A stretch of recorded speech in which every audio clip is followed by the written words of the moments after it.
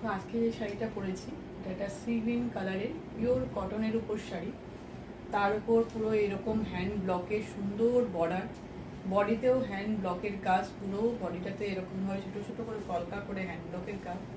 আর পাল্লুতে দেখো hand stitch করা, এই যে হ্যান্ড কাঁথা স্টিচ, তার উপরে হ্যান্ডের বুটা, পুরো ডিজাইনটা দেখো ট্রায়াঙ্গেল শেপে গেছে পাল্লুর ডিজাইনটা। এটা পাল্লু পোর্শন, আর এইভাবেই গেছে প্লিটসে, এই যে প্লিটসেও গেছে ট্রায়াঙ্গেল শেপের। এটা পুরো কাঁথাতে করা, এটা পুরো কাঁথা স্টিচে করা, তার উপর এরকম ভাবে বুটা। এটা প্লিটস পোর্শন।